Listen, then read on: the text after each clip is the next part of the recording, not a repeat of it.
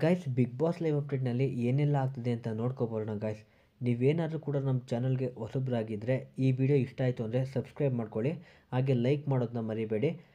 ಬೆಲ್ಲೈಕನ್ನ click ಮಾಡಿ all ಅಂತ click ಮಾಡ್ಕೊಳ್ಳಿ ಗೈಸ್. ಗೈಸ್, ನಿಮಗೆ ಗೊತ್ತಿರೋ ಹಾಗೆ ಬಿಗ್ ಬಾಸ್ ಮನೆಯಲ್ಲಿ ಆಲ್ರೆಡಿ ಎಲ್ಲರೂ ಕೂಡ ಎದ್ದು ತುಂಬ ಚೆನ್ನಾಗಿ ಡ್ಯಾನ್ಸ್ ಮಾಡಿ ನಂತರ ಅವರ ದಿನನಿತ್ಯದ ಚಟುವಟಿಕೆ ಏನಿದೆ ಅದರಲ್ಲಿ ಪಾಲ್ಗೊಂಡಿದ್ದಾರೆ ಅಂತಲೇ ಹೇಳ್ಬೋದು. ಈ ಮಧ್ಯೆ ನಮ್ರತಾ ಅವರು ಇವತ್ತು ಜೋರಾಗಿ ಪೂಜೆ ಮಾಡಿ ದೇವ್ರ ಹತ್ರ ಬ್ಲೆಸ್ಸಿಂಗ್ ಕೂಡ ತಗೋತಾ ಇದ್ದಾರೆ. ಯಾವತ್ತೂ ಕೂಡ ಪೂಜೆ ಮಾಡದೇ ಇರೋ ಇವರು ಇವತ್ತು ಬೇಗ ಎದ್ದು ಎಲ್ಲರಿಗಿಂತ ಮೊದಲೇ ಸ್ನಾನ ಮಾಡಿ ದೇವ್ರಿಗೆ ಪೂಜೆ ಮಾಡ್ತಾ ಇದ್ದಾರೆ ಗೈಸ್. ಇದೆಲ್ಲ ಆದ ಕೂಡಲೇ ಮತ್ತೊಂದು ಕಡೆ ವಿನಯ್ ಮತ್ತು ಕಾರ್ತಿಕ್ ಇಬ್ಬರು ಕೂಡ ಕಿಚ್ಚ ಸುದೀಪ್ ಅವರ ಬಗ್ಗೆ ಮಾತಾಡ್ತಾ ಇದ್ದಾರೆ. ಕಾರ್ತಿಕ್ ಹೇಳ್ತಾ ಇದ್ದಾರೆ, ಲಾಸ್ಟ್ ವೀಕ್ ಸುದೀಪ್ ಅಣ್ಣ ಬಲ್ತಾ ಇರೋದಂಗೆ ತುಂಬ ಬೇಜಾರಾಯಿತು, ಬರಬೇಕಿತ್ತು, ಅವ್ರು ಬಂದರೆ ಏನೋ ಒಂಥರ ಎನರ್ಜಿ ಬರುತ್ತೆ ಅಂತೆಲ್ಲ ಹೇಳ್ತಾ ಇದ್ದಾರೆ. ನಂತರ ವಿನಯ್ ಹೇಳ್ತಾ ಇದ್ದಾರೆ, ಅವರು ಅಂದರೆ ಶ್ರುತಿ ಅವರು ಕೂಡ ಇದ್ರ ಬಗ್ಗೆ ಕೇಳಿದರು. ಸುದೀಪ್ ಅವರ ಮುಂದೆ ನೀವು ಮಾತಾಡಿದ್ರೆ ಸುಮ್ಮನಾಗ್ಬಿಡ್ತೀರಾ, ಮನೇಲಿದ್ದರೆ ಜೋರಾಗಿ ಮಾತಾಡ್ತೀರಾ ಅಂತೆಲ್ಲ ಅವರು ಕ್ವಶನ್ ಕೇಳಿದ್ರು.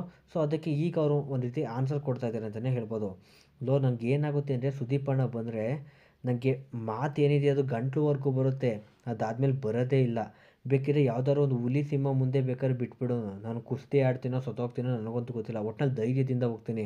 ಅಂದರೆ ಸುದೀಪ್ ಅಣ್ಣನ ಮುಂದೆ ಮಾತೇ ಬರೋದಿಲ್ಲ ಕಣೋ, ಆ ರೀತಿ ಆಗುತ್ತೆ ಅಂತ ಅವ್ರಿಗಾಗುವಂತಹ ಅನುಭವ ಹೇಳ್ತಿದ್ದಾರೆ.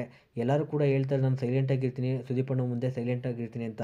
ಬಟ್ ಈ ರೀಸನ್ಗೆ ಅಂತ ಅವ್ರಿಗೆ ಯಾರಿಗೂ ಗೊತ್ತೇ ಇಲ್ಲ, ನನಗೆ ಮಾತಾಡೋಕ್ಕಾಗೋದೇ ಇಲ್ಲ. ಬಟ್ ಅವ್ರು ಬರಬೇಕು, ಅವ್ರು ಬಂದರೆ ಏನೋ ಒಂಥರ ಖುಷಿ, ಅವರ ಲುಕ್ ಇದೆಯಲ್ಲ ಆ ಲುಕ್ನೇ ನೋಡೋಕ್ಕೆ ಒಂಥರ ನನಗೆ ಖುಷಿ.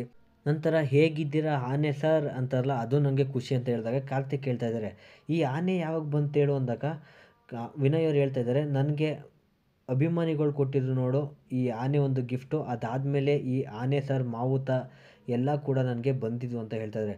ಹೌದಲ್ಲ, ಕರೆಕ್ಟ್, ಅಭಿಮಾನಿಗಳು ಕೊಟ್ಟಾದ್ಮೇಲೆ ಅಲ್ವಾ ಈ ಬಿಲ್ ನಿನಗೆ ಬಂದಿದ್ದು ಅಂತ ಎಲ್ಲರೂ ಕೂಡ ಈ ರೀತಿ ಹೇಳ್ತಾ ಇದ್ದಾರೆ ಅಂತಲೇ ಹೇಳ್ಬೋದು.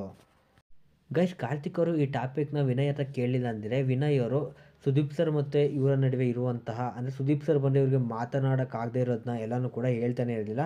ಬಟ್ ಅವ್ರು ಹೇಳಿದ್ರಿಂದ ಎಲ್ಲರಿಗೂ ಕೂಡ ಹೊರಗಡೆ ಇರುವಂತಹ ಆಡಿಯನ್ಸ್ಗೂ ಕೂಡ ಕ್ಲಿಯರಾಗಿ ಗೊತ್ತಾಯಿತು ಸುದೀಪ್ ಸರ್ ಮುಂದೆ ಇವ್ರಿಗೆ ಭಯ ಆಗುತ್ತೆ, ಸೊ ಅದರಿಂದ ವಿನಯ್ ಅವರು ಮಾತಾಡೋದಿಲ್ಲ ಅಂತ. ಗೈಸ್, ಬಿಗ್ ಬಾಸ್ ಸೀಸನ್ 10 ಯಾರು ಗೆಲ್ಲಬೇಕು ಅಂತ ಅನಿಸುತ್ತೆ ಅವ್ರ ಹೆಸರು ಕಮೆಂಟ್ ಮಾಡಿ, ನೋಡೋಣ ಯಾರ ಹೆಸರು ಜಾಸ್ತಿ ಬರುತ್ತೆ ಅಂತ ಗೈಸ್.